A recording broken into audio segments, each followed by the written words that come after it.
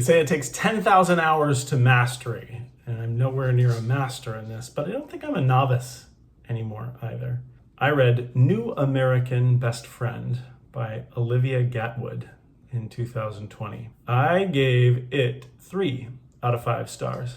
I'm very much a poetry novice, so it was difficult for me to give a rating for this book. But I generally liked what I read here, and it gave me some interesting artistic perspective on things I couldn't possibly know given my specific demographic makeup. It was at its best when some of the pieces stirred relatable feelings for me, extending out to try and match the experiences of an unknown narrator or depicted person. I didn't connect with all of them, but I was particularly impressed to be moved by some of the poems that seemed most far afield from me. It is a short and quick read that doesn't feel like work in any way. So I opened with the idea that, it takes 10,000 hours to get to mastery. And I call myself a poetry novice here, but as I'm reviewing this and as I'm looking at my review, I'm thinking maybe it's not okay to call myself a novice anymore. In my 17 years of books that I'm going to be talking about on this channel and then going on afterwards, I think I have like 6 poetry books in there, but they range from books like this by Olivia Gatwood all the way to Walt Whitman. I think the appreciation of poetry leads me to be able to tell myself, even 5 years ago, that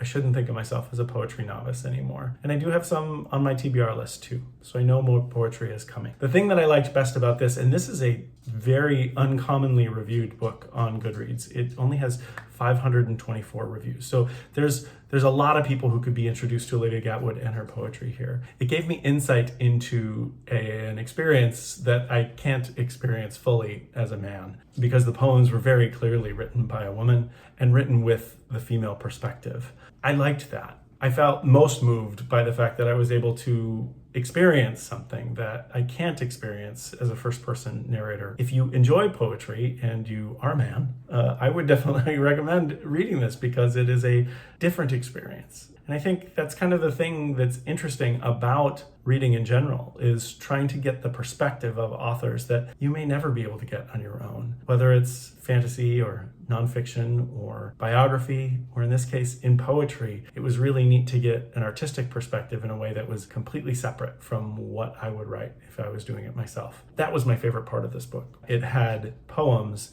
that I could never imagine writing myself, because it was an experience that, as I mentioned here, was most far afield from my own personal experience.